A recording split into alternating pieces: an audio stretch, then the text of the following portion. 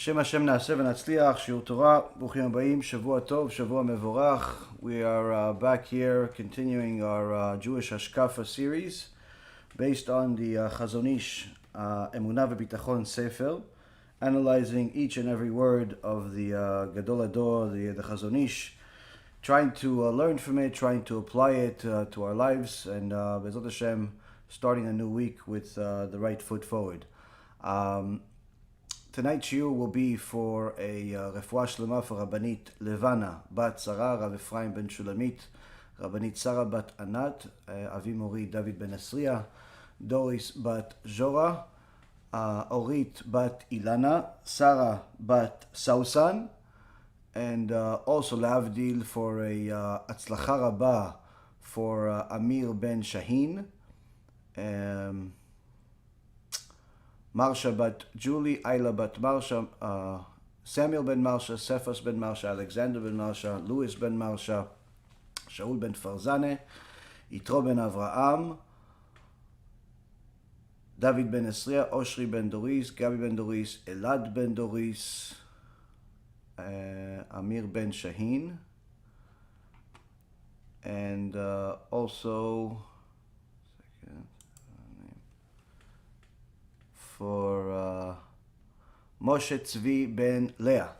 And also a very, very special blessing and big thank you for Team HaShem, especially the ones that helped with the big event last week, Baruch HaShem, for Leah bat Yael.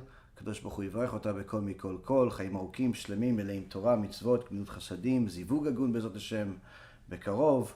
Also to Naomi Bat Sarah, Kadosh Baruch Hu Yivach Ota B'Kol Mikol Kol, and also for Michal Bat Yael, Kadosh Baruch Hu Yivach Ota B'Kol Mikol Kol.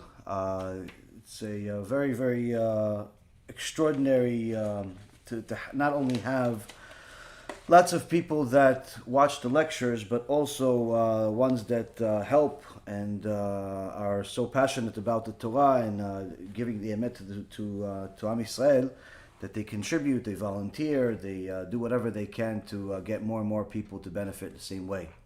So BeEzrat HaShem, Kadosh Baruch Hu will bless each and every one of the people on the list and all of the wonderful people that are watching, that are contributing their money, their time, their efforts to help our Torah spread to more places around the world, Baruch Hashem. So with that being said, we have the Chazon Ish that has been telling us, and in many cases warning us against specific things to be careful of. One of the main things that is commonly misunderstood is the issues of the teachings of Emunah and Bitachon, where the first chapter of this Sefer explained to us in detail the very significant difference between Emunah and Bitachon. Most people today either think that they're synonymous or think that they simply don't know what they mean. But I highly recommend for anyone that hasn't watched the series from the beginning to go back to the beginning and watch the first 15 or 20 lectures, because those first 20 lectures will give you a very clear understanding of not only what Emunah is and not only what Bitachon is, but how it applies to you as far as how you live your day-to-day life. After that, the Chazon Ish has been teaching us the significance of learning both Halacha and MUSSAR, because if you learn one without the other, simply you'll turn into a undesirable person. Let's just say that a person that is not going to succeed in their life, in any aspect, especially their spiritual endeavors. And unfortunately, many times people distinguish the two as if they're both like magnets that are the opposites of each other. Where if you're learning Halacha, you don't need to learn MUSSAR, and if you learn MUSSAR, you don't need to learn Halacha. And this couldn't be further from the truth, as the Chazon Ish has been elaborating on this point extensively, of how the two teachings need each other in order to really get to the truth. And that's one of the main things that we saw in last week's shiur, where we see that the person that is only refined in Musar, but doesn't know Halacha, is not going to know when to actually behave a certain way, when to give kaf zchut and the benefit of the doubt, when to be a person that's harsh, or at least seems harsh, when to believe, when to let go, when to be generous, when to hate, when to love. Because of course, we each one of these feelings is in the world in order to do something good with them. So a person say, well, how could hate be good? Well, there is a pasuk in the Torah that it's a mitzvah to hate people that are against Hashem. As David HaMelech says that he hates all of Hashem's enemies. But of course, in order to know who Hashem's enemies are, a person needs to learn Halacha. Is it just somebody that doesn't keep Shabbat and doesn't keep mitzvot, but is doing it ignorantly? Or is it someone that is a heretic on purpose? Or is everyone that is observing Shabbat someone you need to love? Or perhaps they're also in a category of hate. So a person needs to learn Halacha, learn Musar, learn exactly where and what to do, because it's not so simple. It's not so simple to just hate everybody that doesn't agree with you. And at the same token, it's also forbidden. It's forbidden to love everyone. Like some people think you're supposed to love everyone, or that Hashem loves everyone. It's simply not true. Hashem does not love everyone. There's even a pasuk in the Torah where Hashem says, "Et Esav saneti," I hate Esav, and He also calls certain types of people His enemies and His haters. So again, a person that learns only the Musar aspect of things is not going to know when to utilize certain tools. A person that only learns Halacha is not necessarily going to know how to use that Halacha because he's not going to know what the real Halacha is without having the Musar. How could that be? How could a person not know what the Halacha is without Musar? Isn't Halacha teach you Musar? Not necessarily. Not necessarily. In fact, a person can learn Halacha his whole life and still not know what the Halacha is. Why? Because he doesn't know Musar. And that's actually part of the things that we've been delving into over the last couple of weeks, where the Chazon Ish is teaching us that a person that does not have the fear of heaven, does not have Yirat Shamayim, is a person that is constantly going to arrive at the wrong conclusion halachically. Not just the wrong conclusion HaShkafa, where their ideology be wrong, but their actual conclusions as far as their halacha will be wrong due to their lackings of Yirat Shamayim. If you look, and I mentioned this point in last week, and it's worth mentioning again, that if you look at the lives and the works of some of the Gdolei Ador, that you read their books, that they're practically in every respectable yeshiva, in every respectable home library, every Talmid Chacham has delved into these books, at least to some extent. You look at the Gdolei Ador of the previous years, of the Gaon Vilna, of the Rambam, all of these giant sages that people mention. Aside from their halachic works, some of them also wrote Musar works. Some of them wrote Igeret, different letters that we learn Musar from, or books about them. If you look at even the ones from recent years, like Rav Ovadia, Ovadia Yosef, Alav Shalom, you see that, sure, he wrote a lot of halacha, and most of his work was halacha, but the majority of his shiurim were actually regarding Musar. Of course, they covered halacha also, but in the beginning of his career, the vast majority of the shiur was only Musar, to try to get people on the right boat, and he even wrote books that have to do with Musar. Meaning that the two have to go one and one, they have to go together. But the one thing that you'll see is that the sages that their works have lived beyond their time are the ones that had the most amount of Yirat Shamayim. The ones that were the most scared of HaKadosh Baruch Hu, that publicly displayed their fear of the Almighty the most. You see that their works outlasted their physical lives. Whether it's the Rambam, or it's the Ramban, or it's Rabbeinu Yonah, or it's the Gaon Vilna, or any of the sages you want to mention, you'll see, if you delve into their works, you'll see either personal stories that they tell about themselves or others tell about them, where how much fear of heaven they had, which we wish upon ourselves to have such fear of heaven. There was one giant chacham in the previous generation that did not show up to the yeshiva one day, and they asked the Rosh Yeshiva, they asked him, how come you didn't come yesterday? And he said that he prayed. He prayed for HaShem to give him a gift, and the gift that he wanted was to have the fear of heaven that the Rambam had when he was acting as a doctor among the Goyim.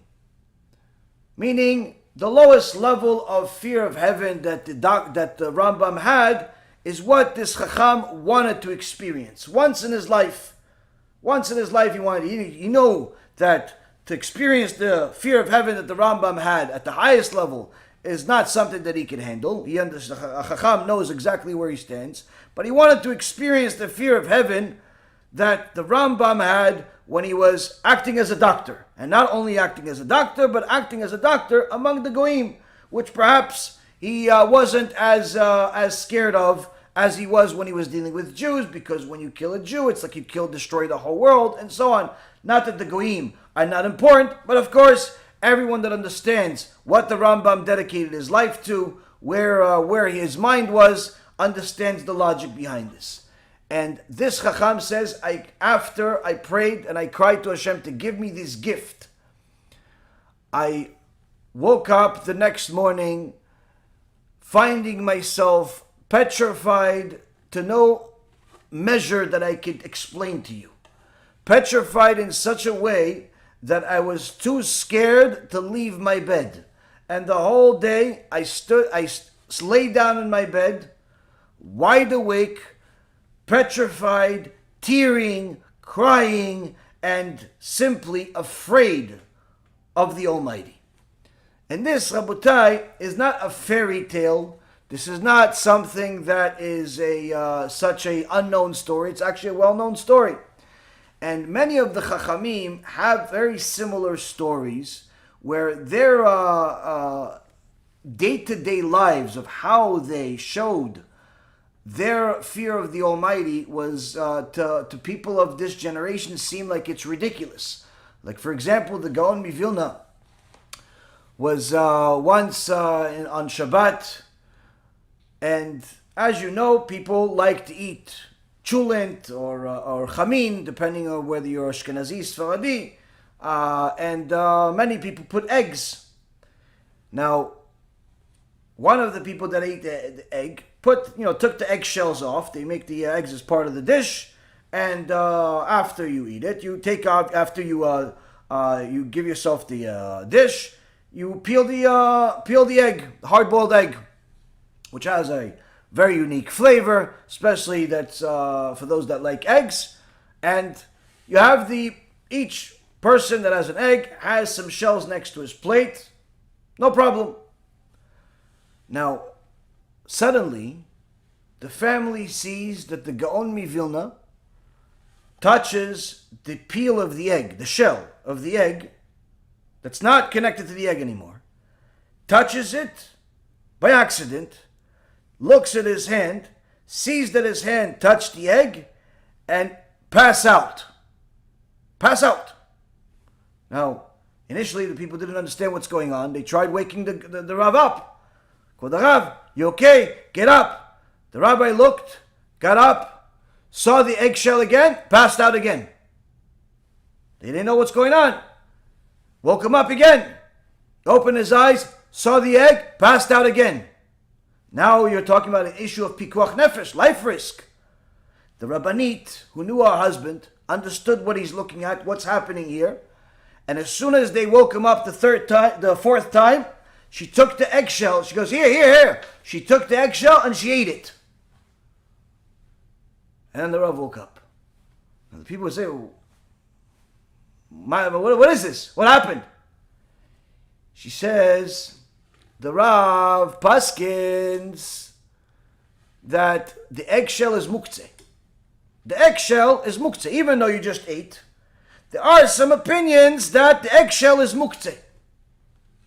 According to the rabbinical opinion of some, not all. Some say it's muktzeh. Technically, the halacha for us is not muktzeh, you just ate from there. But He, in his mind, said, this is muktzeh. According to some chachamim, I just touched muktzeh on Shabbat. He could not comprehend the magnitude of such a crime. And he passed out. So to show him that it's not muktzeh, that there's still egg connected to it, I ate the egg. He said, no, it's not muktzeh, I ate it. It's food. And then he could get up. Now, a person that's watching this lecture as the first lecture that they're ever watching in their life, or one of the first, looks and sounds like this is insanity. This is fanaticism. But that's only because you're ignorant of what real fear of heaven is. When a person has an understanding of who they're dealing with, who their creator is at a higher level, they're also understanding how much awe and fear they have to have of this King of Kings. Now, when a person does not understand this, not only will they not be such a nice person to their wife, to their husband, to their children, to their co-workers, to their employees, to their customers. If you have no fear of heaven, Avraham Avinu says that you are a suspect of a possible murder at any given time. And the Chachamim teach here, the Chazon Ish teaches here, that if a person has no fear of heaven, it is impossible for that person to arrive at the right conclusion on a consistent basis. Halachically, even if he learns halacha on a regular basis, it's impossible for him to arrive at the right conclusion on a regular basis. Why? Because, as he said in last week's section, that if a person is reviewing a sugya, ובכל עיון שסוגיית ההלכה משתתפת היראה להתמזג עם הדעת והתבונה לשפשפה ולצחצחה להביט נכוחה, לאהוב משרים ואורות סגולות ולהתש מעקשים ואמרי נלוז. This fear participates in the study of any halachic issue, blending with knowledge and understanding in order to polish it, enabled to love truth and to forsake all crooked and erroneous ways of thinking. See here, the Hebrew that the Chazon Ish is using is very special and worth delving into. We didn't delve into it last week, where he's telling us in English, it says he's polishing it, but in Hebrew, he's using a couple of words. He says, l'shafshefa u'letzachzecha. What's l'shafshefa u'letzachzecha? It means more than just polish it. Polish it is l'tzachzecha. But it has an extra word in the Hebrew, l'shafshefa. What's the l'shafshefa? Shafshefa is if you take sandpaper. You have, let's say, a stone, and you want it to be smoother, you have to take sandpaper. And and you keep going back and forth, either with your hand or with a machine, until it's smooth. And then after you've smoothed the area, then you polish it. The Chazon Ish is using these words not because he wants you to become a handyman, but rather because he wants you to understand that if you are going to use fear of heaven in order to arrive at the emet, you have to understand the fear of heaven is a little painful at times. Meaning that fear of heaven is going to come up at different times while you're learning. You're toiling, it's midnight, it's 1 o'clock in the morning, you're trying to do your best, you arrive at a conclusion, you're learning some sugya, and as you're reading, whether it's the Gemara or you're learning Halacha, whatever you're learning, you're already delving into everything, you're deep into it, you're studying it already for a few days, which means you're developing more and more understanding of what's going on and comparing it to your pre-existing knowledge. And your predisposition is already there, and you're trying to compare what the halacha is to what you have as a pre-existing knowledge. If you have Yirat Shamayim, that means that process will be painful. Why would it be painful? To compare the halacha to your predisposition, to your pre-existing knowledge, because many times your pre-existing knowledge is wrong. And no one likes to be wrong. And in fact, that's why it's l'shafshefa, because you have to go back and forth, back and forth, back and forth. Oh, I'm right. No, I'm wrong. Oh, I'm really wrong. Oh, I'm off base completely. Oh, no, I'm right. Oh, no, I'm wrong. Wrong again. And it'll drive you crazy as you delve into it, further and further into it. And guess what?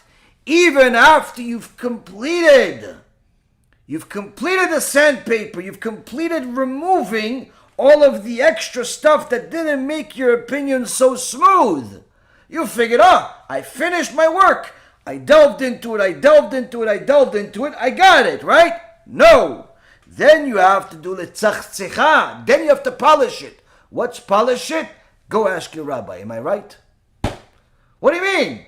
Didn't I just do enough work? Can't I just decide myself? Can't I just read the book and say, it says this, and this? I think it's A. Why do I have to ask the rabbi if I'm right? Because maybe you're wrong. Why? But I checked, and I checked. So what, you checked? Yeah, but I checked a lot. So what, you checked a lot? And that, Rabotai, is also a painful process. That polishing is also a painful process. Why? Because if the halacha for the things that you're doing is not so clear and you have to double check, and sometimes you have to double check after you've done a lot of work, really that's the ideal time to check. There's no wisdom in checking with your rabbi every question without checking yourself first. To treat your rabbi as if he is Rabbi Google, where every single thing in the world you ask your rabbi, which parasha is it this week? Parasha Toldot. Oh, which one was it last week? Chaye Sarah. Who are they talking about this week? This is not questions. This is laziness. Why? Because these are simple things you can find out on your own. But even if you can't find out on your own, at least show some effort that just like you've typed a text message to your rabbi of this question, you also typed somewhere else. You looked in a book somewhere. You've asked something, and then you asked the rabbi. But many times people become spiritually lazy and they simply just text everything. That's not a good idea. You have to look, toil in it. Then after you found whatever answer you think you found, then confirm that you're right. And that takes Yirat Shamayim. Why does it take Yirat Shamayim? Because the more somebody delves into something, the more they're convinced that they're right. And in order for them to really double check that they're right, Yirat Shamayim is required. Why?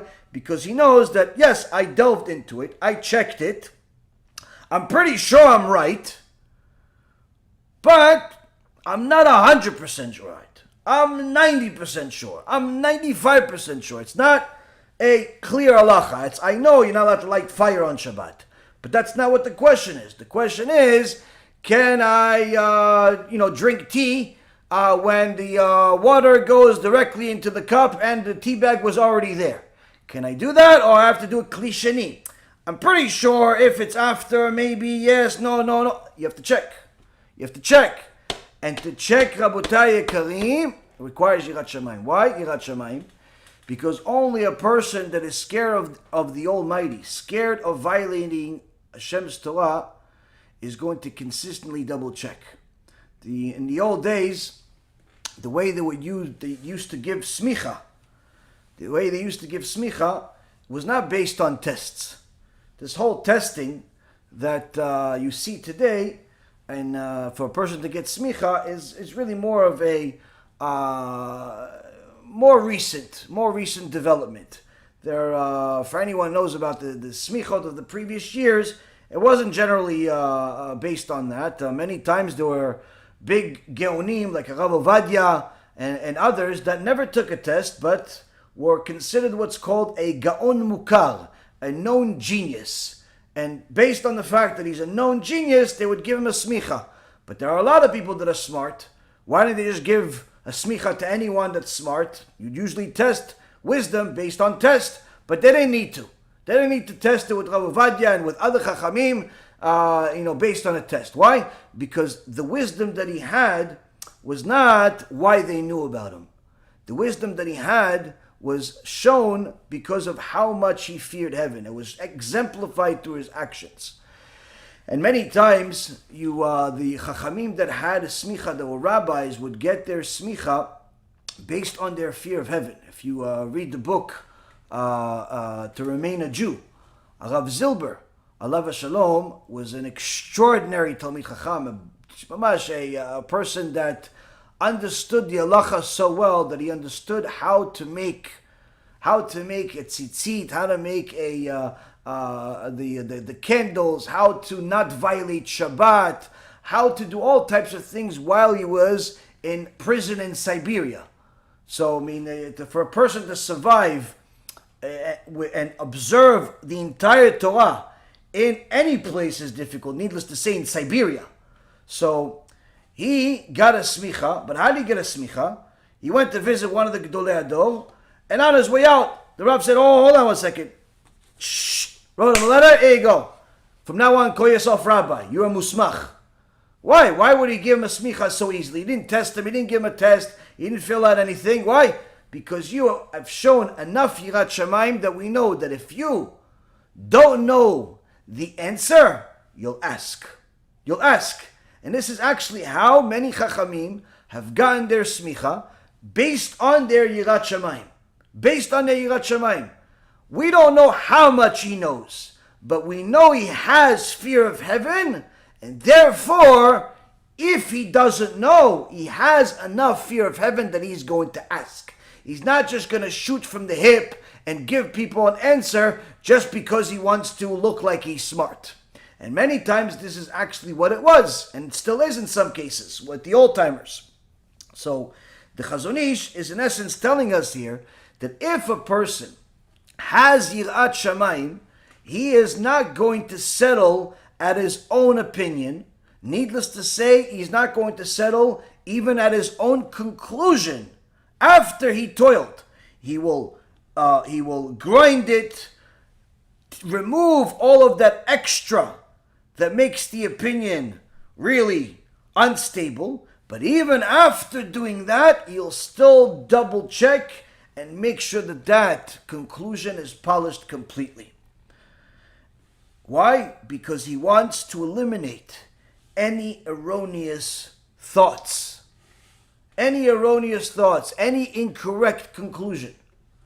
Now, a person that says that they have yirat shamayim, one of the signs that a person has fear of heaven is not only that they're afraid of punishment, but rather that they are bothered by the wrongdoings of others. They simply hate evil. I'm not talking about they're bothered that somebody is not observing extra customs. I'm not even talking about people that are bothered that certain people are not learning as much. But rather they're bothered by people's wrongdoings according to the Torah. So much so that they can't help themselves but do something about it. Either start giving a shiurim, do KIRUV in some way, organize events, invite people to their house to help them, do all types of things to try to help people. And if that's not possible, speak against it, try to rectify the issue, and not just sit there idly doing nothing. And that's actually one of the things that I have against many of these people that spend their nights and days over the last year and a half or so, 2 years, arguing this whole issue of the vaccines and the coronavirus. Oh, and the vaccine is killing people. This is pikuach nefesh. All of a sudden, you have all of these meetings at these batei din or these different lectures about it. The virus is not so bad. The vaccine is bad. And there's also types of victims and so on and so forth. Whether the vaccine is bad or not bad remains to be seen, quite frankly, because we're talking about statistics here. If you see the amount of people, if you look at the statistics themselves, of course you're going to find some people that got hurt. You're going to find some people that even died from it. But if you compare that to the amount of people that took the vaccine, in reality, it doesn't look so bad. But of course, before all of the anti-vaxxers say, I don't know what I'm talking about, let me tell you how you don't know what you're talking about. It doesn't really matter if you're right, meaning that the vaccine is bad. Why? Because if HaKadosh Baruch Hu doesn't want it to be bad, it won't be bad. And in fact, if it's good, and HaShem wants it to be bad, it'll be bad. HaShem is the one that decides whether any piece of chalk is going to heal you or kill you. That's one of the things that is lacking in this whole argument. And quite frankly, one of the ways that I know that very little of this propaganda that's spamming everybody's email is coming from Da'at Torah, real Da'at Torah, even though they mention verses, and this is a danger to Yaakov, and this is Amalek, and all types of things. Very little is Da'at Torah. Why?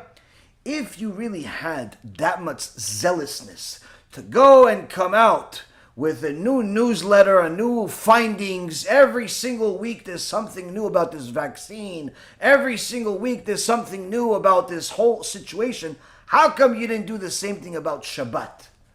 How come you didn't do the same thing about intermarriage? How come you didn't do the same thing about the problems with every aspect of Judaism before this vaccine came to life? How come? How come all of these so-called zealous people that are looking to save Am Yisrael, how come they weren't looking to save Am Yisrael spiritually? How come it only impacts them when it's physically? Why? And that's really one of the things that bothers me a lot about these newsletters. And people ask me, oh, what do you think about this? What I think is, I'm not going to waste a single second reviewing it. A single second, I'm not going to spend reviewing it. Why? I know who runs the world, number one. Number two, if HaKadosh Baruch Hu wants me to live or wants me to die, no vaccine in the world can get in the way of that.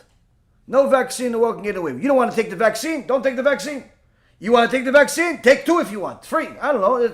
The point is that people are so focused on bashing everybody that disagrees with them that they forget that they themselves are missing the point. They themselves are missing the point. The point is, Hashem gave you strength and zealousness and skills, and you're only using it now. You weren't using it before, and most likely you're not going to use it after. How come? How come you weren't using all of your connections and all of your knowledge and all of that? How come you weren't using it before to help Am Yisrael spiritually? How come? And this, Rabotai, is a question that everybody has to ask. Everybody has to ask themselves. All of these people that are spamming all of their friends with their new findings about the vaccine and how it killed another 500 people. How come you're not so zealous to send a lecture of Torah to those same people? How come when it comes to a Torah lecture and I tell you what, go send this lecture, share it with your friends, how come your answer is usually, oh, listen, I don't know if they're going to like it, they don't really observe. How come you do all those calculations when it comes to sharing Torah, but you don't take that into calculations when you're sharing this propaganda about the vaccine, whether you like it, don't like it, whatever the case is? Both sides of the argument.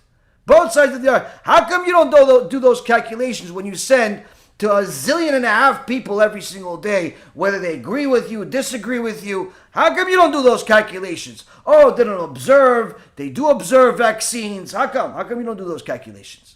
You know how come? Because the Yetzer Hara doesn't mind that you're sending all that garbage to people. He doesn't mind that your spam mail, for the first time in history, is not working. All of a sudden, all of these spam mails arrive at the inbox. Nothing goes to spam. Spam mail, but it doesn't go to spam. It goes to the inbox. Everybody gets it. At the WhatsApp, all of a sudden you have everybody's phone number. All of a sudden you know how to reach people. But to get people to come to a Shul Torah, to get people to learn Torah, to get people to do real mitzvot, nada. Nothing. You sent an email? Oh, I didn't get it. Oh, how come you didn't get it? Check your spam box. Oh, yeah, I guess you did send it to me. Oh, yeah, what? The event was over already? 3 weeks ago? Oh, yeah, I never checked. Never checked. Rabotai, when you see that there's so much help in spreading this information, whether right or wrong, but it's not really information that you can do anything about, first and foremost. And second of all, it's not Torah. You have to ask yourself, why? Why is it working like this?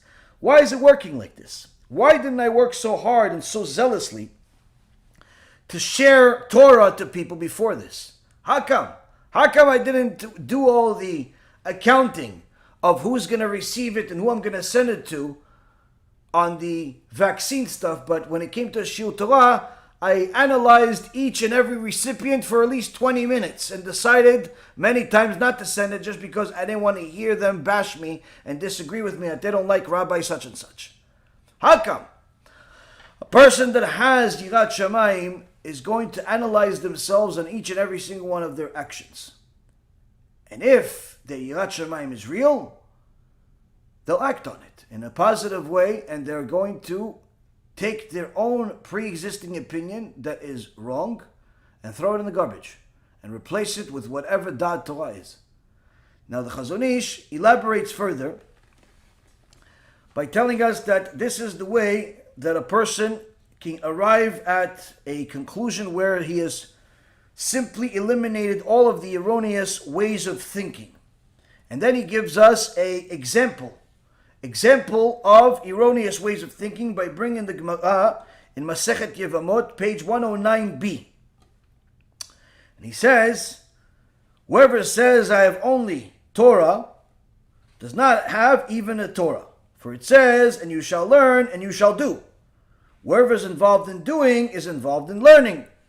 Whoever is not involved in doing is not involved in learning. What is this? What are they talking about here? What's going on here? Let's see.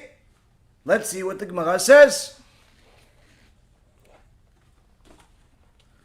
If you go to Gemara Masechet Yevamot, page 109b, it says the following. Rabbi Yitzchak says, what's the meaning of that which is written, misfortune after misfortune, when he guarantees for a stranger? But he who hates attachers will be secure. This is a verse, and the Gemara is trying to get an understanding of what is this talking about. What is this talking about that a person that is going to have a lot of misfortune because he's guaranteeing for a stranger? So the Gemara gives a few opinions of this. One thing is somebody that is constantly acting as the guarantor for other people's loans. His friend says, listen, I want to borrow some money from Steve. Can you be the guarantor? Because I don't have any credit with him. And he needs a backup plan for me to borrow the money. Oh yeah, sure, go ahead. Then Joe comes to him. Hey, listen, you are a guarantor for Steve. Can you be a guarantor for me? Yeah, sure. Then Moshe comes. Hey, can you be a guarantor for me? Yeah, sure. He thinks he's doing a mitzvah. He's being guarantor for everybody. Gemara says he's going to have a lot of misfortunes. Why? Because what's going to end up happening is some of these people are not going to pay the money, and then the borrowers, the lenders are going to go after him. That's one pshat. It's one pshat. Then the Gemara says, also it's referring to those that think that Judaism is like Christianity and go and proselytize. Misfortune after misfortune shall come upon those who accept converts. What does he mean? What do you mean, those who accept converts? Converts are a great thing. So we have a whole book that Rabbi Reuven wrote about the high level that converts stand on. But this is not talking about those people. This is not talking about the righteous converts. This is talking about the person that missionizes, such as Asher Meza, Shem Reshaim Yirkav, and his group of heretics that don't want to follow Da'at Torah. Why? They think that Judaism should be promoting itself. Same way that Christianity is. Proselytize, go, convince people to convert. Gemara says, no, you're not supposed to proselytize. You're not supposed to proselytize. Why? As Rabbi Chelbo says, converts are as harmful to Israel as sapachat is on the skin. What does that mean? When a person proselytizes and actively attempts to convince non-Jews to convert to Judaism, he's accepting upon himself these converts without trying to dissuade them from converting as required by the Halacha. If the potential convert comes to you on his own and demonstrates firm and sincere desire to convert, we accept him. In fact, refusing such a person, the Tosfot says, refusing a sincere convert deserves a punishment from heaven. We even know that the Midrash says the Avot, Avraham and Yitzchak, got punished when they refused to convert Timnah. She ended up marrying the son of Esav, who brought Amalek to the world. So there's obviously, this is, the converts are a very big deal in the Torah. And we have 36 different places in the Torah where Kadosh Baruch Hu says that you have to, love the converts. You have to be careful with them. You have to not play games with them. People that play games with converts, where they put pressure on them, they try to fool them, or they do fool them, they cheat them, they lie to them, pretty much they guarantee themselves that they're going to get punished both in this world and the next. Why? Because HaKadosh Baruch Hu says, if I hear the convert cry, I'm going to take my sword and kill you. He doesn't say that about a regular typical Jew, but it does say it about a convert. So if the Torah says that there's so much love and protection on the convert by HaKadosh Baruch Hu himself in 36 different places, mention more about the convert than anything else in the Torah, how come the Chachamim are saying that the convert are as harmful to Israel as a sapachat? Sapachat is like a skin disease. It's a form of tzarat. It's a skin disease. How could they say this when the Torah says something opposite? We're not saying that the converts are bad. We're saying the converts that are not good converts.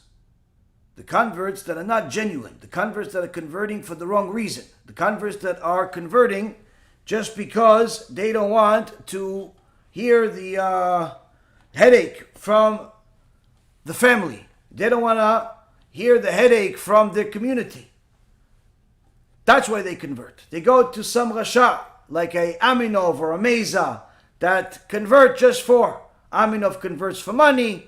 Meza converts for his own form of heresy and ego. The two make a perfect match, perhaps a shidduch made in Gehenom, but nonetheless, there are certain people that convert, not for the right reason, not because they really want to be Jews, but rather they want the image of a Jew, the exterior of a Jew. They want people to think that they're a Jew. They want to believe themselves that they're a Jew, even though they have no interest whatsoever in actually being a Jew, because they don't even understand what a Jew is to begin with. Such a convert creates a lot of problems for Am Yisrael. Entire Erev Rav were fake converts. A person like Meza says that the Erev Rav were high society, good people, the best of the best. Reality, they were the worst of the worst. Yes, there were people that came from Egypt, some of which were successful people, but no one is really gonna personify them as the good part of converts. Everyone has repeatedly shown that these Erev Rav were the ones that have led us to go against Hashem many times, and in fact, they are part of Amalek. This Erev Rav is part of Amalek. These fake converts are part of Amalek. People that make fake converts are in essence breeding more Amalek into the world. So, how do you know the difference between a righteous convert and a fake convert? Very simple. Do they have Yirat Shamayim? Do they have fear of heaven? Do they have fear of heaven? Now, before you get to know the convert, and whether he has fear of heaven, you see, did this convert come on his own. I want to convert. I want to be a Jew. I want to learn everything and do everything. Or did somebody tell them, listen, you want to convert? No problem. How much money you have in the bank? Okay, that's enough. We'll take that. If that's the reason, if they converted because they could afford it, if they converted because it was made so easy that they figured, you know what do I need to do? Just get in the car, drive for 3-4 hours, go to a beach, jump into the ocean, come out, and then say, I'm a convert? Perfect. Yeah, but what about Halacha? What about, anything, community? No. That you don't need. Convert like that, Rabotai Karim, we don't need. And in fact, we don't want. And people that proselytize for converts and are, in essence, breeding more converts that are bad are people that are literally breeding Amalek into the world. And such a person, the Gemara promises such a person that they will have misfortune after misfortune. They will have tragedy after tragedy. They will have difficulty after difficulty, one after another. And you see, their lives are full of scandal, full of problems. The first wife left Mesa, but that wasn't enough. She also wanted to make sure the whole world knows that she made a mistake even marrying him in the first place. So he thinks that he's so right that he didn't even want to give her a get at first.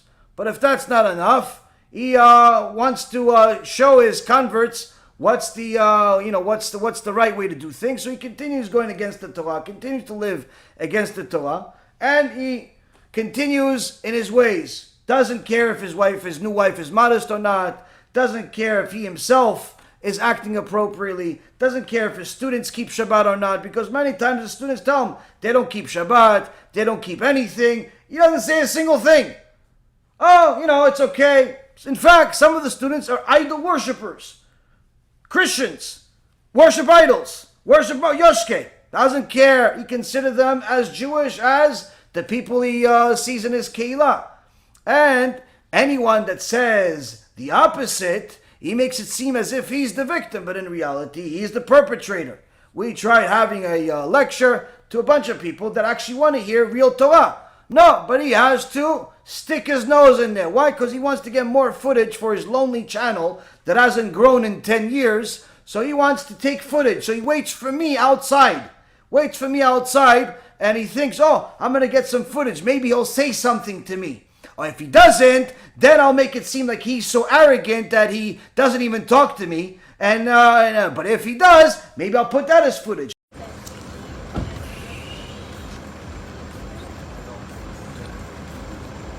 Shalom Aleichem.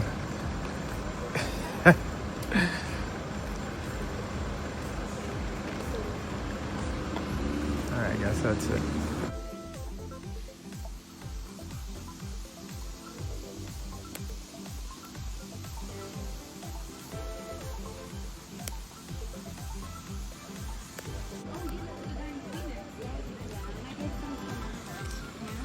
And then if we...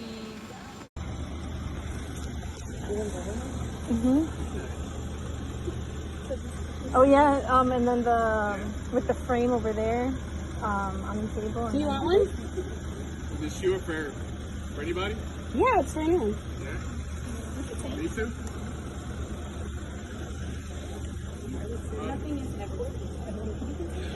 It's Rabbi Yaron Reuven. You know who I am? I don't need it. It's free. It's free. You can take it. Oh, no. I'll come in. The inside? The Rav didn't come yet. Didn't come yet, but you can take it. It's free. You can take it. You know, I'm Masha Mesa. Oh, really? I don't think he wants you to have. It's weird enough, I live across the street. But I'm just going to swim by there. But I'll wait till he gets here. No, I don't know the code. I'm so sorry. To what? The code? Where's the... Oh, we don't know. You know what? I'm going to park the bike. If you notice, over the last 2 years, the most popular videos that he has have my name on it. But this is how much of a miserable this person is. Why? Because no normal Jew will pay attention to such a piece of garbage. No normal Jew. Why? Because this is a person that does everything dafka opposite from halacha. Everything dafka from what accepted among Am Yisrael.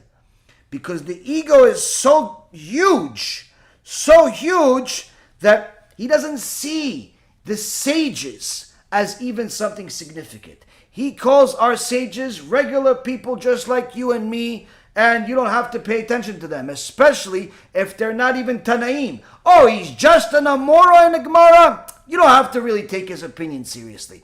Or they're just a Rishon. Listen, after all, it's just the Rambam's opinion. It's just the Rambam's opinion. It's just Rabbi Yosef Karo's opinion. You don't really have to listen to the Shulchan Aruch. Hence the reason why all of the converts that he makes are not considered converts. They're not considered Jewish. They're not considered anything. You could just hear them talk, see them behave, go to the mikveh and do what they're doing. They don't even know what modesty is. Needless to say, they don't know what Judaism is, but he thinks he's doing right. Gemara promised such a person, misfortune after misfortune will follow such a person. Misfortune after misfortune will follow such a person. Why? Because you're not going with Judaism. You're not going with HaShem. You're not going with Am Yisrael, the way we have started and the way we are. You're going your own way. You're calling it Judaism, but you're going your own way. And this, Rabotai Karim, this whole proselytizing thing, that's not Da'at Torah. It's not Da'at Torah. Of course, someone that's genuine, wants to convert, we help them. We do whatever we can to help them. But someone that makes it seem as if to be a Jew is not a big deal is someone that himself does not understand what Judaism is. Furthermore, the Gemara elaborates a statement by Rabbi Yossi. Rabbi Yossi says what the Chazon Ish quoted here, which literally this page, instead of page 109b, should maybe be called Meza, and the signs of problems. Rabbi Yossi says, whoever declares that he has only Torah, meaning that he studies Torah, but doesn't fulfill the mitzvot, which is what Meza does many times. He says he studies and he follows what he deems correct. He goes to the Knesset, he prays whatever he thinks is the right thing, and he sits there reading whatever book he can find while everybody else continues the prayer. Mamash separates himself from the tzibur, does whatever he wants, causes other people to get confused also. Person like this, you ask him why you're doing it, because they think they know better than everybody else. Hi, and thank you for joining me for another short talk. Someone asked me today if Jews are allowed to dress up for Halloween. So it came to mind that it says in Masechet Sanhedrin, the 63rd daf, it says the Rav Nachman states that one is forbidden to make fun of anything except avodah zarah, idolatry, that one should make fun of idolatry. And I was thinking, what day makes fun of idolatry more than the practice we call Halloween nowadays? It's actually the day that pagans nowadays and witches and warlocks hate the most, because it makes a mockery of everything they hold dear when they see a kid dressed up like a doctor or a superhero, or even an adult, or families getting dressed up together, going out and having a good time. Now, look, I'm not saying that someone has to get dressed up on Halloween, just like I'm not saying that you have to get dressed up on Purim, because Purim is a similar story. The practice of getting dressed up on Purim was taken over 500 years ago from Christians in Italy celebrating Carnival. But Jews took it and they elevated it to a more decent level. And I think that if we wanted to, we could do the same thing with Halloween, to make a real mockery of avodah zarah. Simple. They think they know everybody else. They think they know more than the Rambam. They think they know more than Rabbi Yosef Karo. They think they know more than everybody else. So therefore, they conclude everything according to themselves. They are their own rabbi. You ask him, who's your rabbi? He can't give you an answer. Why? He doesn't have a rabbi. And people like him and his students. And unfortunately, Rabotai, the reason why I mentioned it again is not necessarily just because this daf literally has a lot to do with him, but it also has to do with his students and his followers and the damage that he and other people that we've discussed in the past are causing in Am Yisrael. We simply cannot help ourselves but have to constantly mention it in order to warn you not to be stupid enough and listen to their channels. It's worse than poison. Recently, I have somebody that fell for the trap. 7 months straight. 7 months straight, they were listening to Meza and some of the other apikosim that we have on our channel. Now, they're on the verge of suicide, divorce, and everything else in between. Literally. What happened? Oh, 7 months. I stopped listening to you. I started listening to some of those people that you said not to listen to. How come you did it? I don't know. Listen, I don't know. It was kind of interesting. But I said not to. What do you think? I said not to for my health? Oh, I don't know. I just figured, how bad could it be? Before I know it, I'm watching it for 7 months straight. Okay, 7 months straight. Now we have to pick up the pieces that you've broken. And to fix it is very difficult. To fix it is very difficult because sometimes the lie sounds true. And sometimes the lie actually has truth in it. And therefore, the Satan traps a person that by the time the person realizes they're inside a trap, it's already too late. They've become the prey. And the Gemara elaborates and says that Rabbi Yosef says that whoever declares that he only has Torah, he studies Torah, but he doesn't fulfill the mitzvot of the Torah, meaning that he doesn't follow all of the things that the rabbi said because he doesn't necessarily agree with this, doesn't necessarily agree with that. His machzor for Yom Kippur, for the Yamim Noraim, for Yom Kippur, for Rosh Hashanah, it's only 9 pages, Meza version. It's not 800 pages, 900 pages like the rest of Am Yisrael. It's 9 pages. Such a person, not only they do not have the mitzvot, the reward for mitzvot, because they're not fulfilling the mitzvot, but in fact, Rabbi Yosef says he doesn't even have a reward for studying Torah. Meaning even the Torah that the people listen to with Meza and Manis Friedman and Dror Kasuto and the rest of the Reshaim on the list, even that is not considered Torah. You're not getting a reward for any of their shulim. In fact, you get punished for them. That's what the Gemara says. Now what about a person who says, listen, you know what? I'm not going to listen to you. I'm not going to listen to him. I'm not going to listen to anybody. I'm going to listen to myself. Rambam is my rabbi.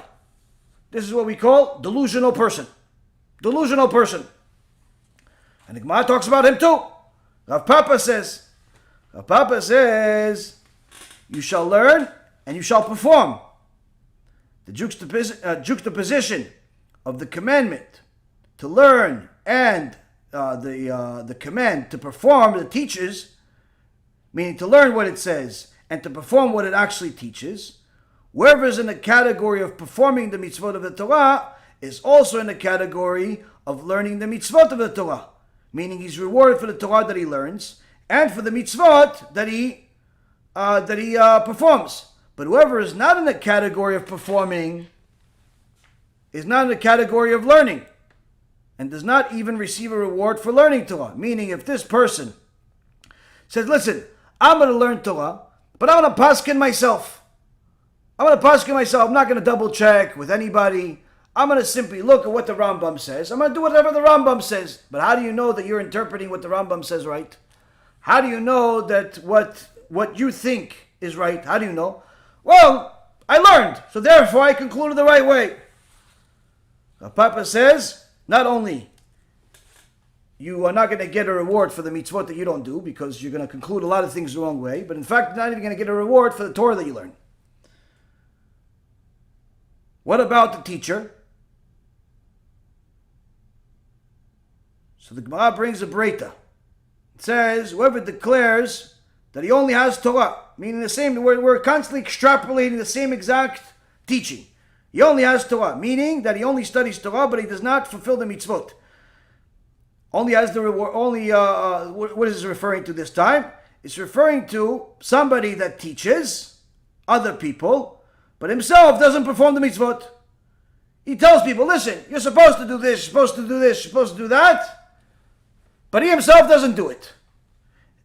So you would think, oh, but at least, even though he doesn't do it, at least he's going to get rewarded that other people are doing it because he says, go do it. He says, keep Shabbos, and he himself doesn't keep Shabbat. So he's going to get rewarded for their Shabbat because they're keeping it because of him. Gemara says, no. He's not going to get rewarded even for that either. If you are a hypocrite, you're not going to get rewarded. You cannot teach something you're not doing. You cannot teach something you're not doing. Now, of course, sometimes you teach something and you yourself failed at it. But as long as you continue trying, that's considered as if you're going in the right direction. But if you have simply given up, you're teaching people to get rid of their stingy habits. But you yourself are as stingy as can be. The last time the dollar in your pocket saw the light of day, it was 1985. You're telling people to stop being angry, but you yourself are a monster. You're telling people to stop looking at heretical things or stop watching pornography, but you yourself have subscriptions to different websites.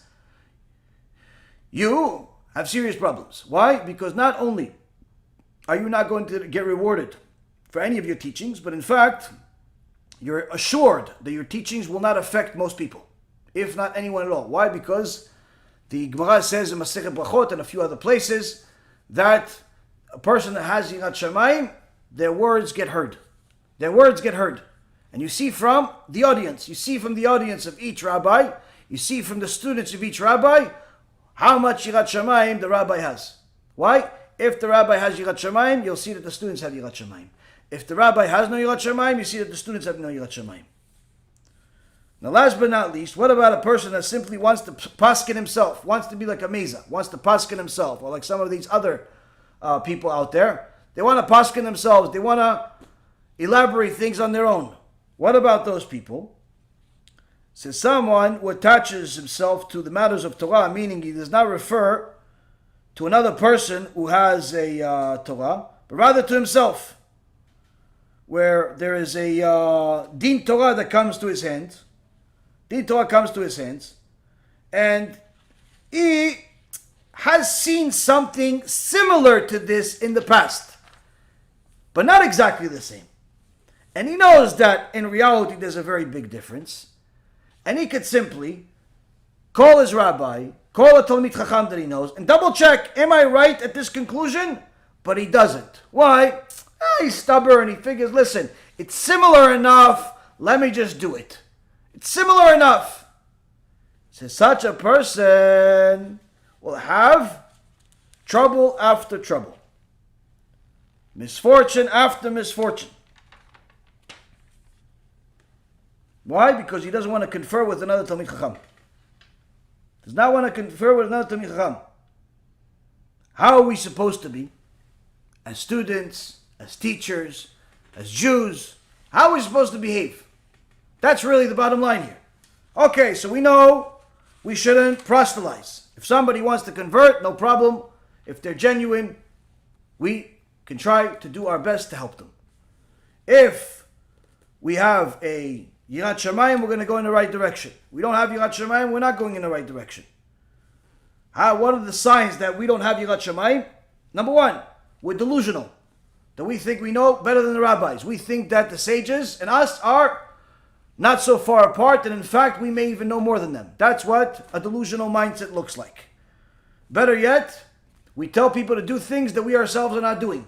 Not even trying. We think that we're better than everybody else. We're judging everybody else as if they're beneath us. In reality, they're considered higher than us because of our ego. But we think that they were better than them. That's another sign. Teaching people in a hypocritical nature. Further, we do not double check with a rabbi, we don't double check with other Talmidei Chachamim, and we simply conclude based on our own logic. On our own logic, these are different signs. The Gemara says, shows that this person is going to have misfortune after misfortune. How is a person supposed to be like? Comes the Gemara and says, person should always view himself as though, whether he's a judge of himself or judge of others, really it's the same. לעולם יראה דיין עצמו כאילו חרב מונחת לו בין ירחותיו. Here it says dayan, in other places it says a person, meaning regardless of whether it's a person is judging himself or judging others. A judge should also always view himself as though the sword is resting between his thighs. In the Masechet Sanhedrin and also the Rambam, it says on his neck, but here the Gemara gets a little scary for some people. Why? Some people say, oh, the neck, okay, so I'm just going to die. But then you tell them, no, it's between your legs, because that's the head that you're using. Instead of using the right head, you're using the wrong head. So, the Gemara deals with you also. Speaks your language. Imagine that there's a sword resting between your thighs, and Gehenom is open beneath him. As it says in the Song of Songs, chapter 3, verses 7 and 8, behold the couch of Shlomo. Couch of Shlomo, every time it says Shlomo in Song of Songs, the tradition is that it's referring to HaKadosh Baruch Hu. The couch of Shlomo is referring to the Bet HaMikdash. Behold the couch of Shlomo, meaning behold the temple. 60 mighty men, meaning judges like the Sanhedrin, are around it, of the mighty men of Israel. All of them are gripping swords, skilled in battle, meaning there's a halachic debate, each with his sword on his thigh for fear of nights. What's fear of nights? Fear of nights is referring to the fear of Gehenom, which is similar to night. Meaning, Rashi says that a judge who's unwilling to confer with other Talmidei Chachamim, people that are greater than him, to ensure that he ruled correctly, lacks the level of fear of the divine retribution required to judge. And ultimately he will issue incorrect rulings, which he will be punished in Gehenom for that. So here we see, Rabotai Yekarim, that a person that has any measure of fear of the Almighty has to act as if there is a sword on them, whether on the neck or otherwise, at any given moment. And that sword will cause them an endless amount of pain for making the wrong conclusion. Now, if a person has Yirat Shamayim and understands that this sword is a real thing, it's not just figuratively speaking, it's a real thing, there will be a real punishment if you make the wrong conclusions in your life, then that person says, you know what? What do I need this trouble for? Who cares about my ego? Let me just go ask the rabbi. Rabbi, there is a wedding. It's my brother. He wants to marry somebody else. The girl's not Jewish. Can I go? I know she's not Jewish, but they're having it at a Reform shul. Can I go? No. Yeah, but then they're going to be offended. Let them be offended. Yeah, but then my parents won't talk to me. Let them not talk to you. Can I just go to the reception? No. It's an Orthodox wedding. She's Orthodox, he's Orthodox, but they're going to act unorthodox. What? They're going to dance. Girls and boys are going to dance at the wedding. Can I go to the wedding? No. Can I just go to the reception to see the ketubah being given, being read, and so on? No. Why? Wherever HaShem is not, you're not allowed either. And HaKadosh Baruch Hu doesn't go to such weddings. Yeah, but Rabbi, I'm going to have problems as a result of this. You'll have much more problems if you don't listen to this. And so on and so forth. There are all types of questions that are not so simple because they have a lot to do with emotions, they have a lot to do with family, they have a lot to do with a lot of different things. And reading the Shulchan Aruch or reading the Rambam typically is not going to give you the clear answer because the rules were given, but not all the specifics. In order to get the specifics, you need a Talmid Chacham. And even if you are a Talmid Chacham, you still need to check with another Talmid Chacham. Especially if it's your rabbi. Especially if it's your rabbi. Now, a person that does not have anybody that they view as a rabbi, needless to say, they don't even view the sages as rabbis. They don't view anyone as superior to them, is a person that lacks Yirat Shamayim. Now, if you say, listen, this person is doing all the things wrong and he doesn't feel anything about it. What does that mean? Simple. It means that the Satan already chopped off his head. If you have Yirat Shamayim, that means you feel like the Satan is on top of your head with a sword and he's about to chop your head. If you don't feel it, that means he already chopped your head. How come I don't feel it? Because you're focusing on the wrong things. What is that like? It's like a person that tells you, listen, ask me any question in math, I know the answer. Okay, fine. What's 6 times 6? 59. No, that's wrong. No, come on, ask. Okay, what's 5 times 5? 70. No, it's not 70 either, it's 25. No, come on, keep asking.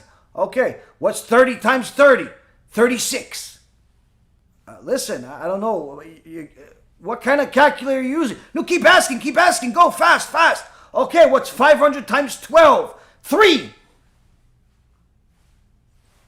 No, you're getting all the answers. But didn't I answer really fast though? Come on, forget about the answer. Didn't I answer really fast though? Aren't you impressed? That's a crazy person, right? That's a person with no Yirat Shamayim. That's a person with no Yirat Shamayim. A crazy person. A person that's not scared of HaKadosh Baruch Hu is a crazy person. Even more so, a person that teaches without Yirat Shamayim is simply a person that is a danger to society. Not only a danger to himself or herself, but a danger to society. Simply because they do not understand the ramifications of their actions, not just on themselves, but on any one of their viewers, any one of their people that are in their audience. A person that converts people blindly, without a care in the world about what the Halacha is a person that is a danger to society, a danger to the Jewish world.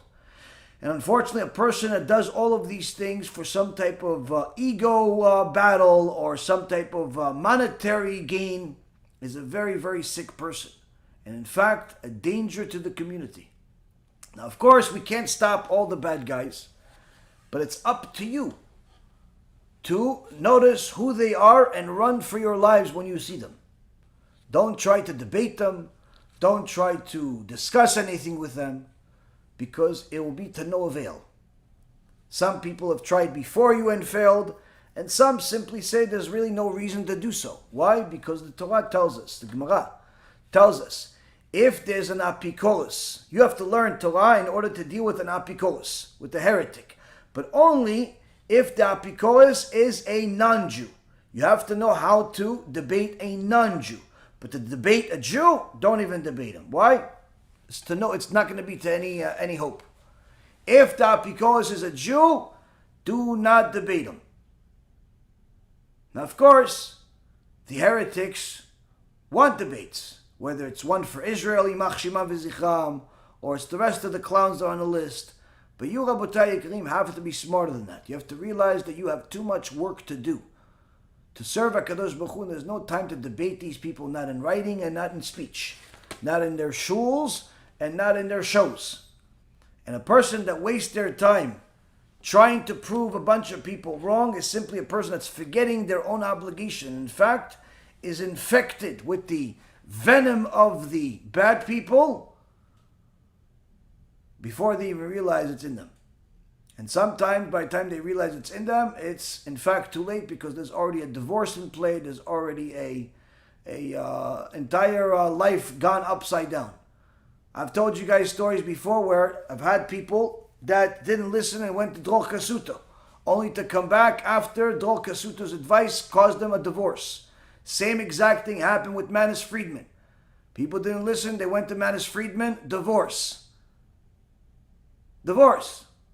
Same thing happened with Mesa recently. Divorce.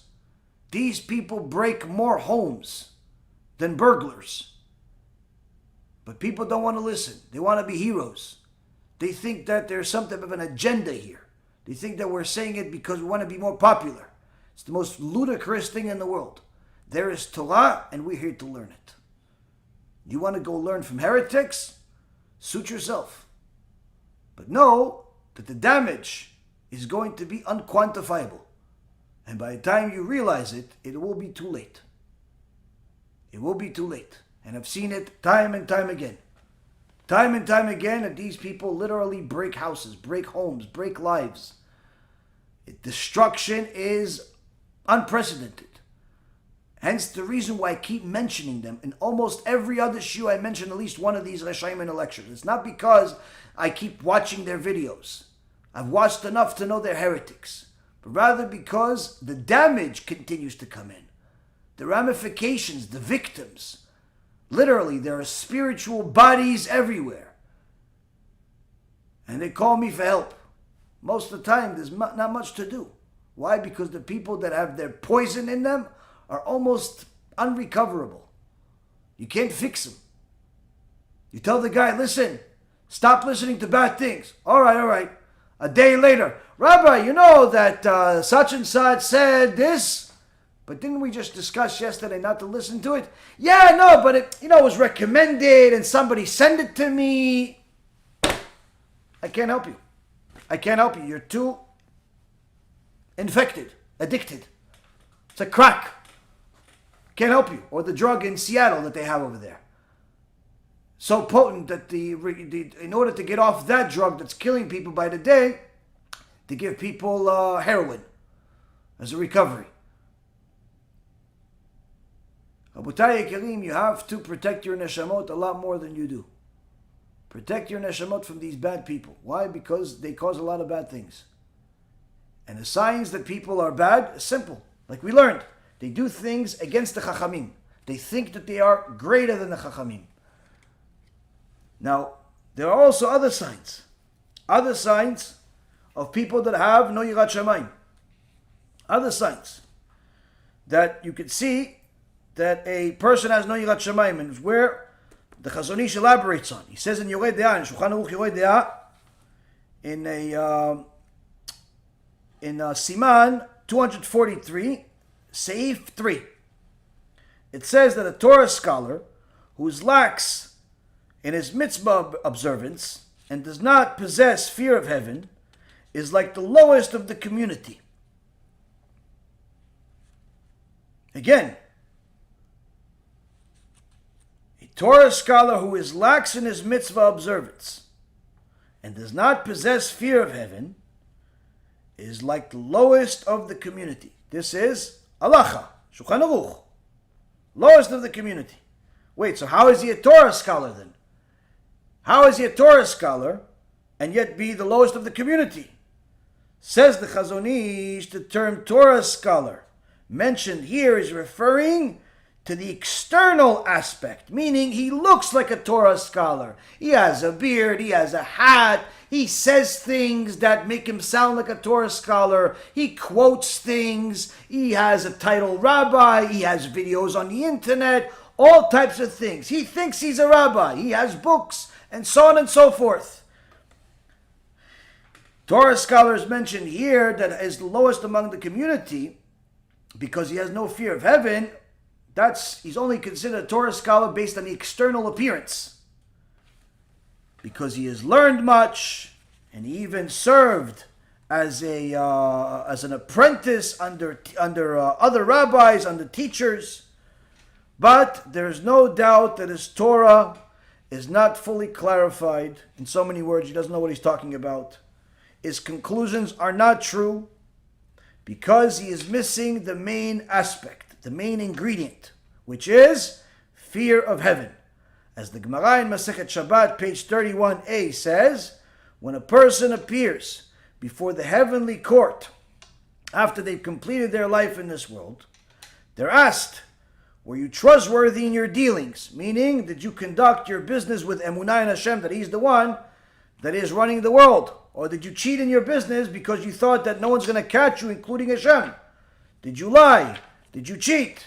Or did you have Emunah and HaShem in your business?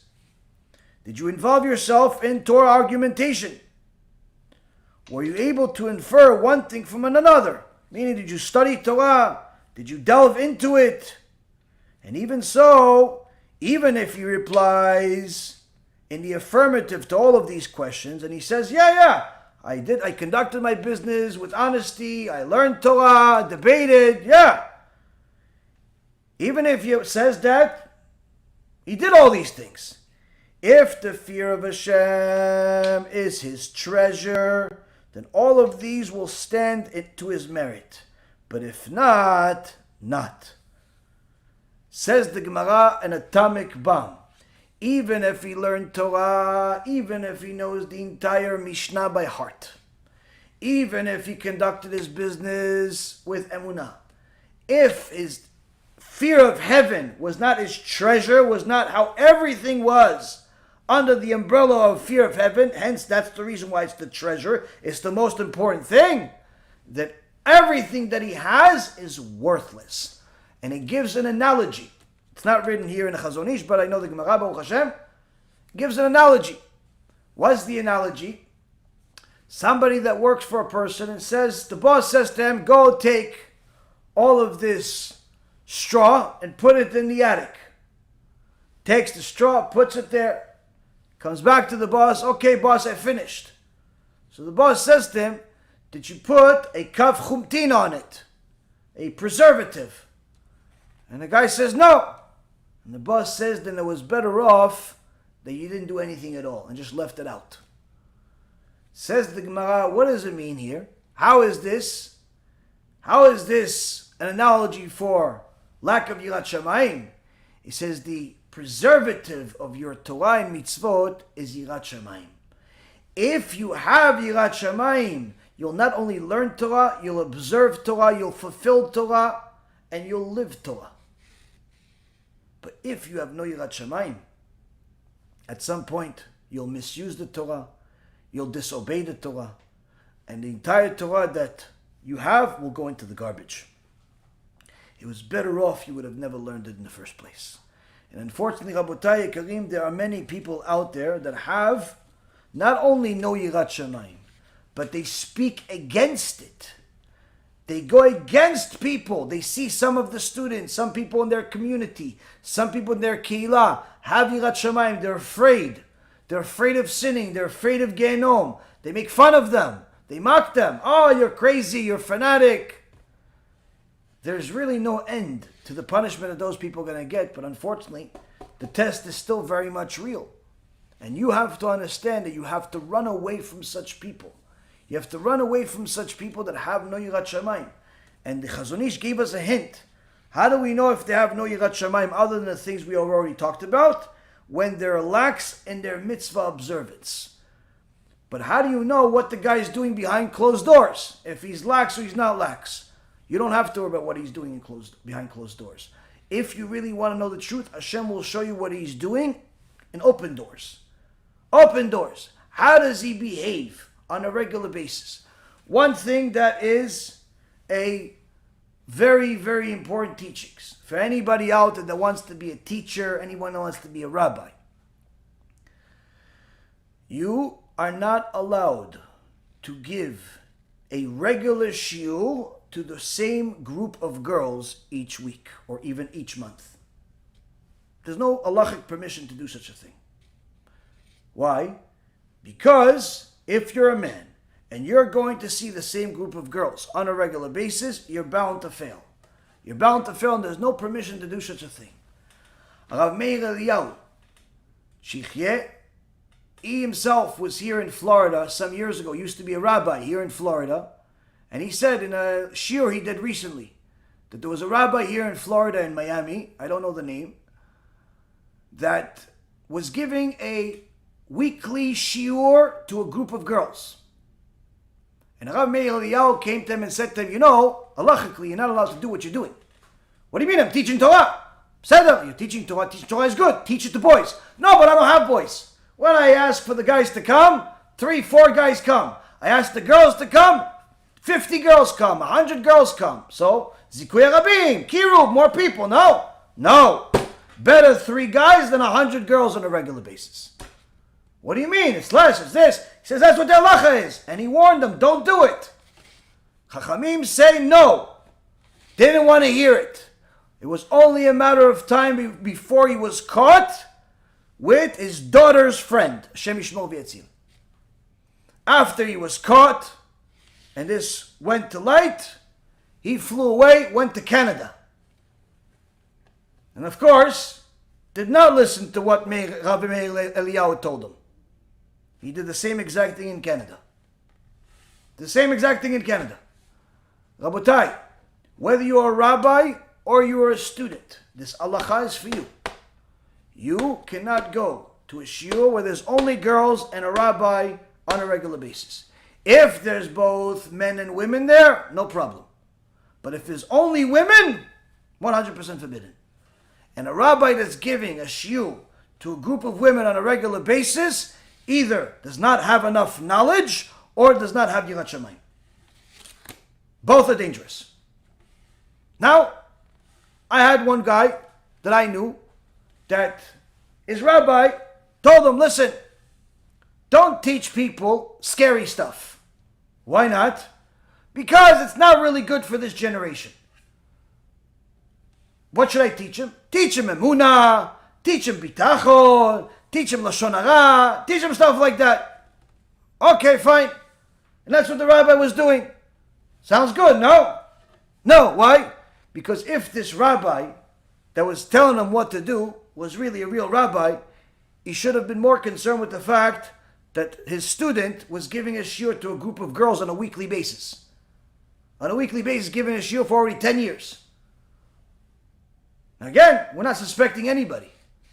We suspect why the instructions are geared towards something like this and not something like that. To teach people to be afraid of HaShem is technically what you're supposed to do. To teach the same group of girls, you're not supposed to do. So how come you're more concerned about teaching me something that really I don't need to do, but you're forgetting about what I'm supposed to do? Shows where sometimes a person gets the information from the wrong source. If your source of information does not have fear of heaven written all over it, get a new source of information. Get a new rabbi, get a new source, get a new book, get whatever you can get. Run away from such places. Why? Because the end is not good. The end is not good, Rabotai Karim, for people that do not want to listen to the Torah.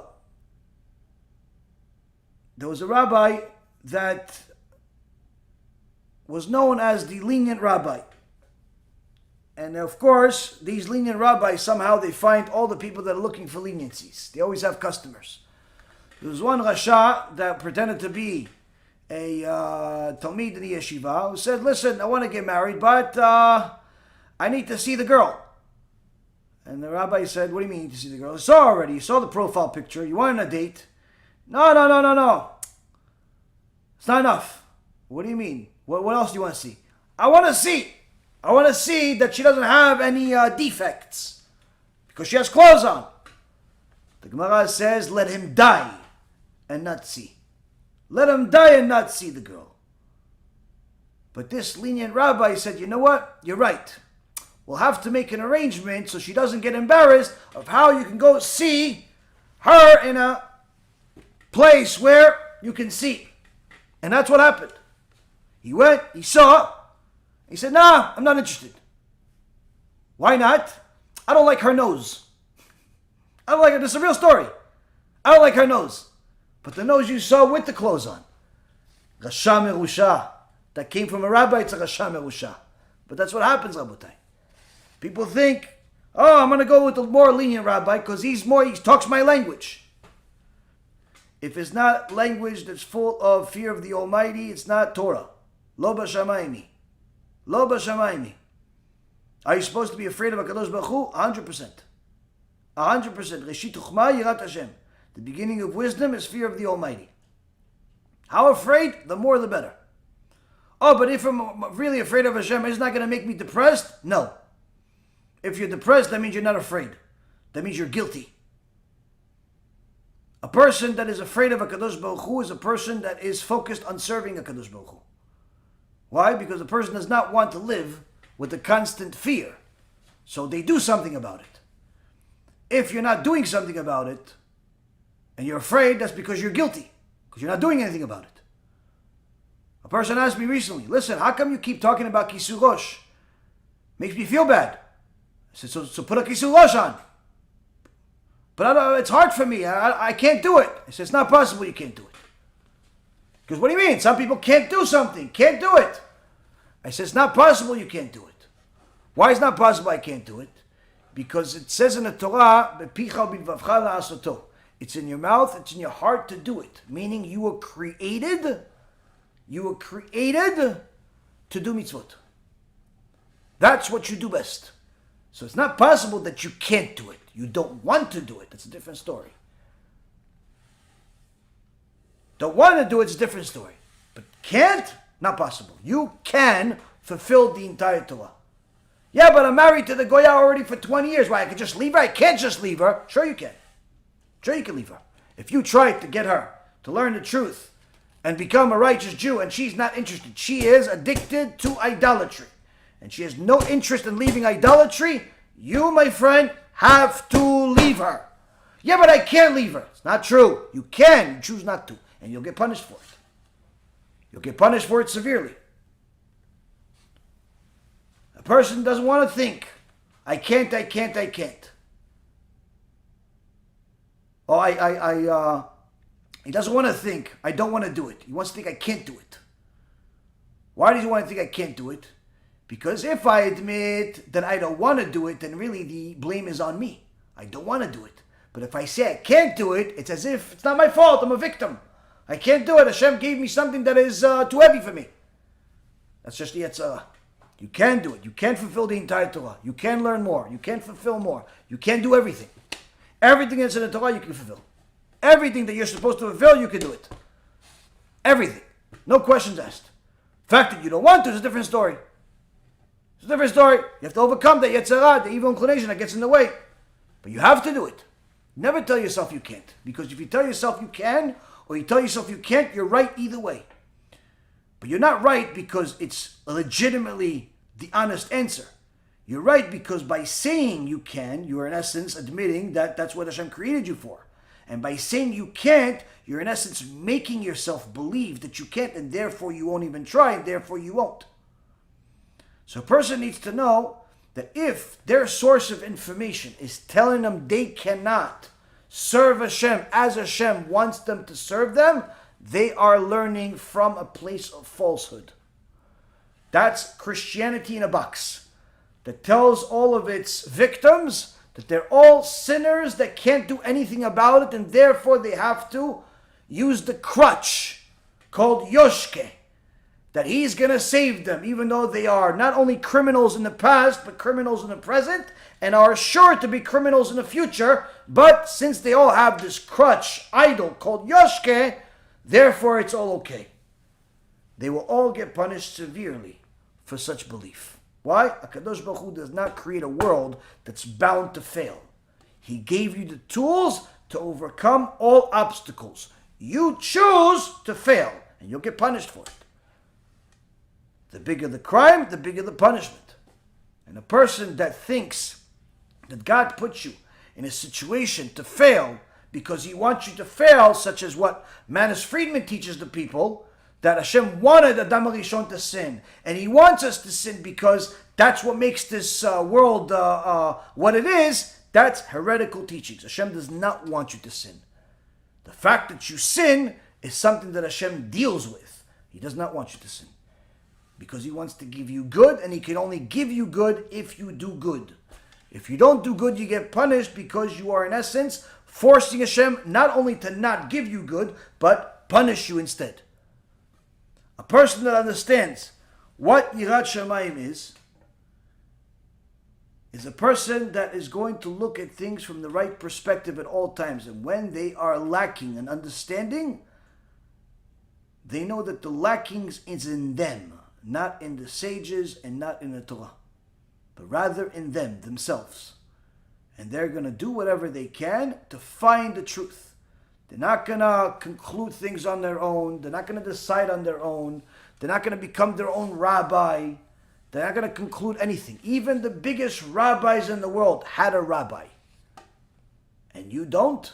A person has to understand, you do not have the tools to conclude things on your own, even if you are a Torah scholar. Why? Because at the end of it all, you're still human and you're biased. So you have to use not a second opinion, an opinion of a rabbi. It's not a second opinion. The opinion of your rabbi, that's it. There is no yours. If what the rabbi says happens to agree with what you thought, good for you. We say, Baruch Shekivanta. Blessed are you that you are in the right direction. But if the rabbi says something that does not agree with you, you still do what the rabbi says. Why? Because that's what you're supposed to do.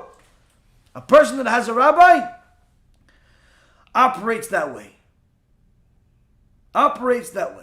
And gets themselves away from trouble and into a road full of blessings. Because they know that they are following what the opinion of the Torah is. Da'at Torah. If the rabbi that you have is full of Yirat Shamayim, he will tell you what the Torah says to the best of his abilities, and even if he is mistaken, you are still fulfilling the will of HaShem because you're listening to him. You're listening to your rabbi, you're going in the right direction. Generally speaking, if a person has Yirat Shamayim, HaShem directs the world in such a fashion that they don't make mistakes like that. They're not going to make mistakes that are going to mislead people like that. The people that make such mistakes typically are ones that are lacking Yirat Shamayim. Of course, there are mistakes that happen from time to time. For every rule, there's an exception. But nonetheless, generally speaking, these things don't happen in major life-changing things on a regular basis, at least. There was a korban, the Beit HaMikdash, that the Kohanim would bring for the mistakes that they made. They misled the public. So this is a real thing. It does happen. But the tshuva for it is done by the Kohanim. The rabbis are doing tshuva for it. The people who didn't know, not their fault. They follow what the rabbis are doing.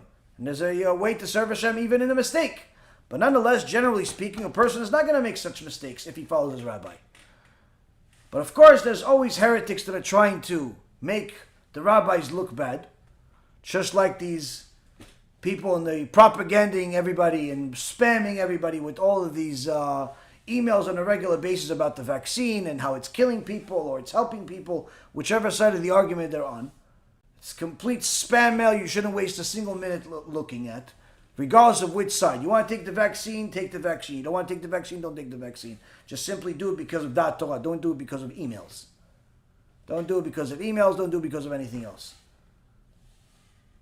Do it because your rabbi says go, go. The rabbi says no, no. Simple. My rabbi doesn't know? Okay, so ask his rabbi. Oh, he doesn't know? Okay, then you have Gdolei Adot to rely on. There are some Gdolim that say yes, and some Gdolim that say no. But of course, there are always people that try to make the Gdolei Adot look like they're regular people. Like this one wicked woman that pretended that her husband died. She was a journalist, and her husband was also a journalist. They were trying to make Ovadia, Alav Shalom, look bad.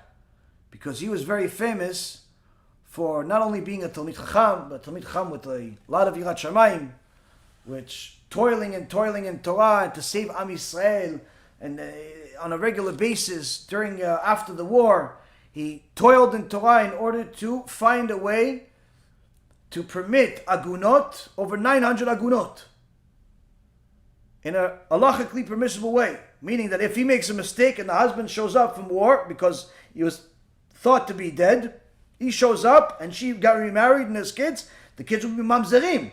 It's a very, very big responsibility nobody else wanted to take. He did one after another, Baruch Hashem, and each and every one of them, he found an halachic permission for her to get remarried and move on with her life.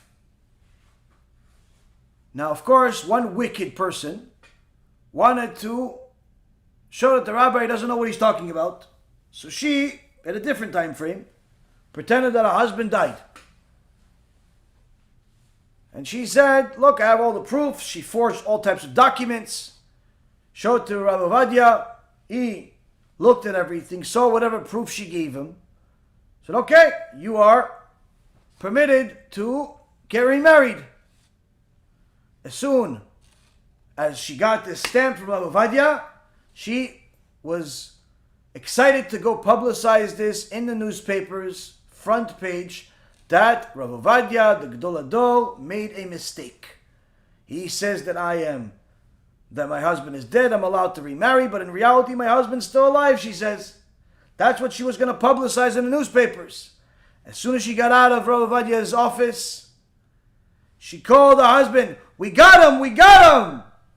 Only to hear the other person on the other side of the phone says, what are you talking about? She says, who is this? It's the paramedic.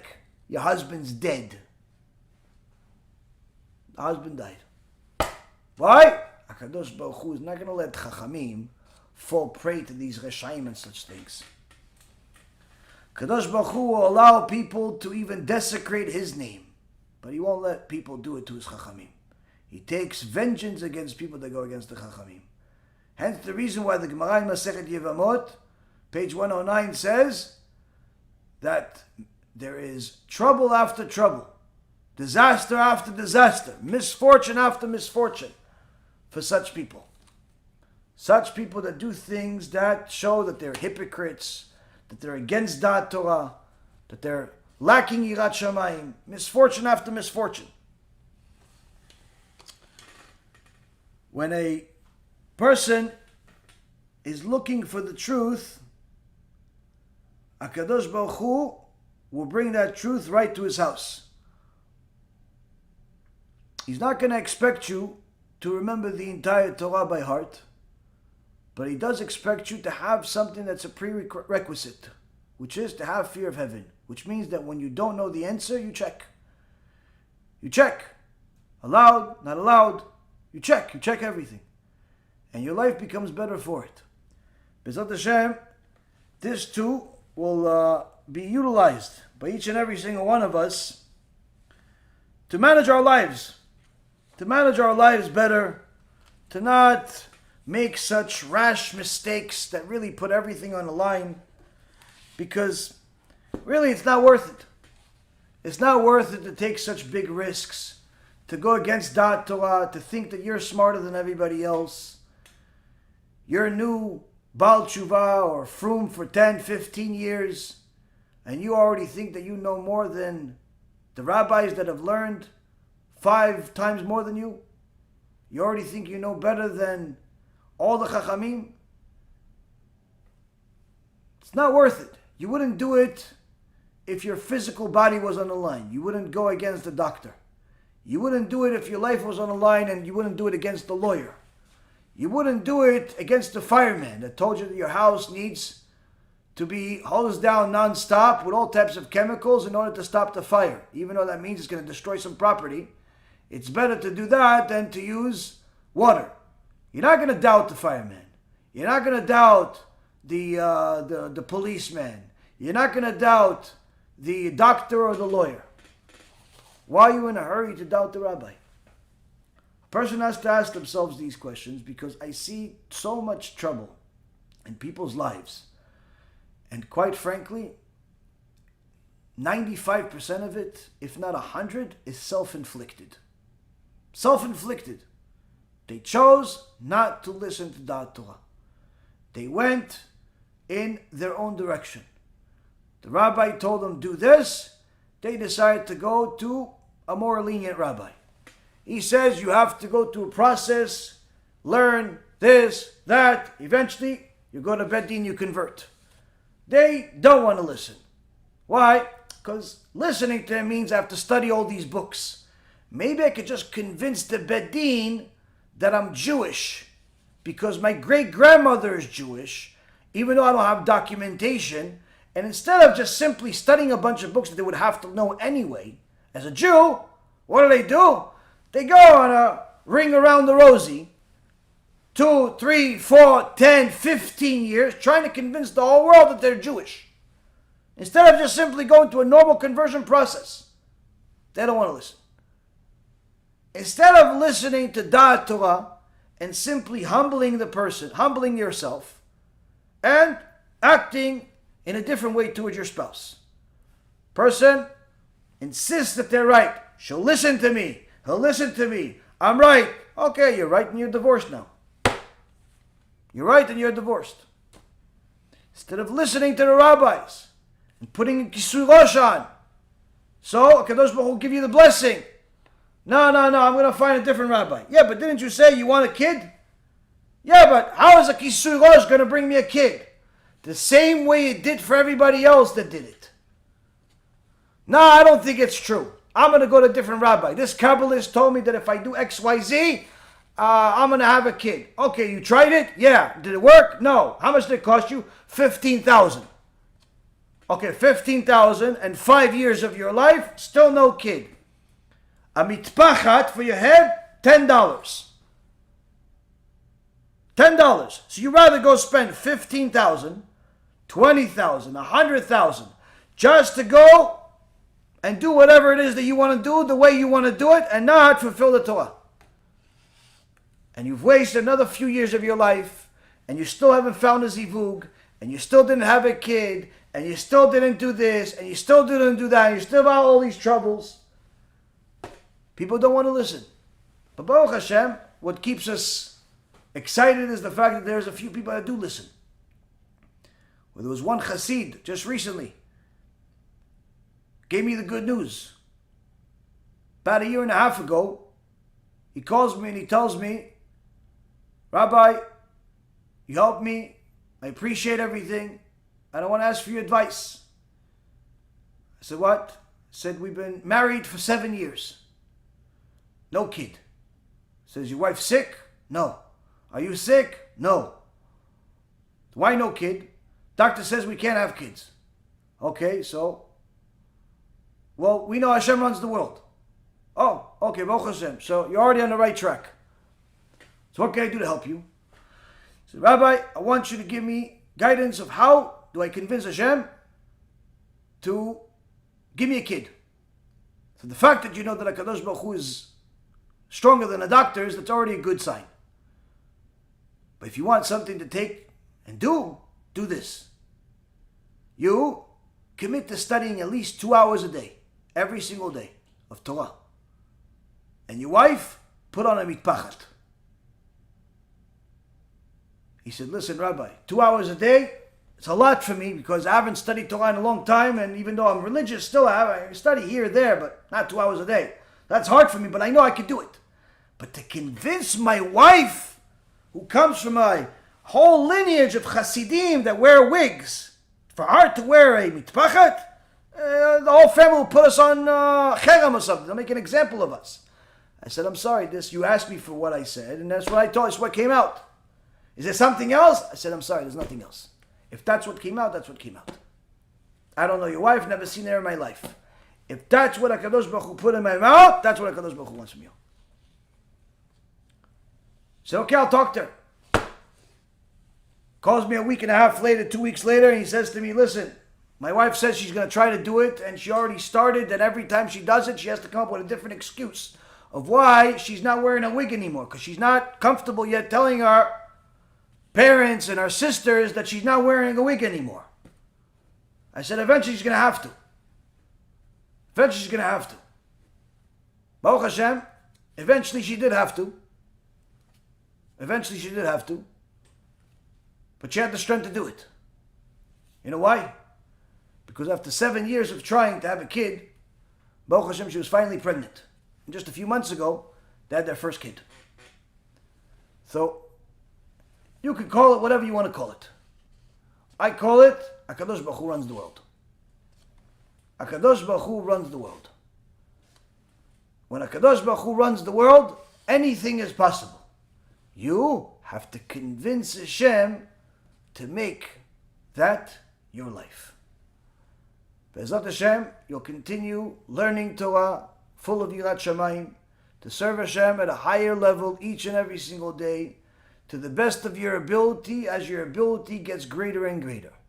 And as each and every single one of us gets closer to HaKadosh Baruch Hu, we also succeed in bringing more and more people with us. Baruch Adonai Leolam, Amen ve'Amen.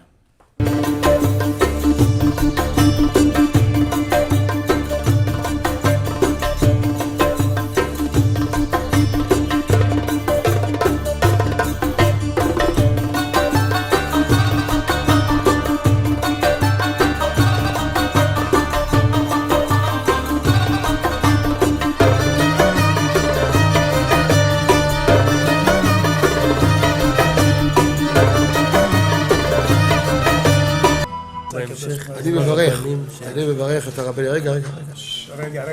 אני מברך את הרבנים, הרב ירון ראובן, הרב אפרים כחלון, ראשי ארגון בעזרת השם, שהלכו בפי עליון, שיעלו מעלה מעלה, יהיה להם ברכה והצלחה. הקדוש ברוך הוא ימלא בישועות ליבם לטובה ולברכה. שבכל מה שיפנו ישכילו ויצליחו. יזכו לעשות כאלה וכאלה. הודיעו תורה לאדירה, אמן ואמן. בעזרת השם רשת בכל הארץ. הוא היהודי הזה, הוא היה מיליונר, סגר את כל הביזנס, אמר אני משקיע פה בעולמה של תורה. איפה הוא גר? בפלורידה. פלורידה. איפה זה פלורידה? באמריקה. מיאמי. כן, ליד. אנחנו שם עכשיו הולכים להקים חזק אותו בשמי. קהילה ספרדית גדולה. תעבירו מה שבירכתי אותו. כן, קהילה ספרדית גדולה. כן. אני